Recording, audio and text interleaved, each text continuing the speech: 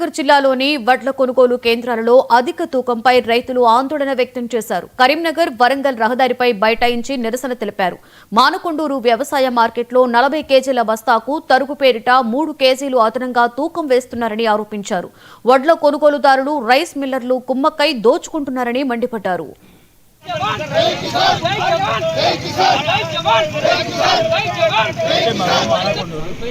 IKP సెంటర్లో వారం 10 రోజుల నుంచి వడ్లు పోసినాం. అంతకుముందు నుంచి వడ్లు పడితే 40 కిలోల 600 గ్రాములు పెట్టేది పడతలేరని 42 పెడుతుర్రు. రైస్ మిల్లర్లు కటింగ్ అని 2 బస్తాలు 3 బస్తాలు కటింగ్ చేస్తారని ఆబ్జెక్షన్ వచ్చింది. ఈరోజు 43 కిలోలు పెడుతున్నామని ఆబ్జెక్షన్ చేస్తే రైతులం అందరము రోడ్ ఎక్కాల్సి వచ్చింది.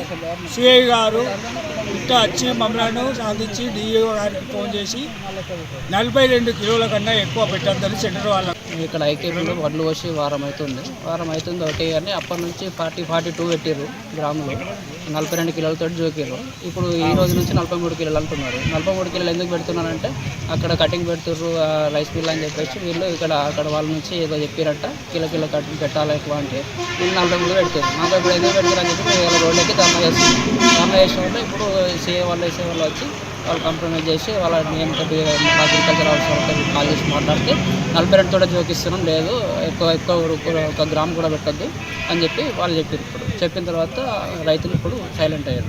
అదే నిన్న మొన్న నుంచి అదే చెప్తే ఈ విషయం ఇప్పుడు రోడ్డు ఎక్కేది కాదు, ఈ దారిలో చేసేది కాదు. 42 అదే కంటిన్యూ చేస్తే ఇప్పుడు 1 కిలో పెట్టుడు కాబట్టి ఇంత రాదంతా చేయాల్సి వచ్చింది. అంతా ఇది వాళ్ళకి అర్థం కావాలనే ఇలా రోడ్డు ఎక్కినాం. ఈ రైతు అన్నట్టు వాళ్ళు ఫస్ట్ ఒక కమిటీగా ఒక నెంబర్గా లేక ఈ రిక్షాలు విడిగా ఉండట్లా ఇది అయింది. కానీ లేకపోతే అందరూ ఒక తాటి మీద నడిస్తే ఏ ఒక్కరు కూడా మనల్ని ఎదిరించడం మిల్లర్ కూడా ఎవరు నోరు తెచ్చడం కాదు. ఇప్పుడు వాళ్ళు చెప్పినట్టుగా 42 పెడతా అన్నారు. జయశంకర్ భూపాలపల్లి జిల్లాలో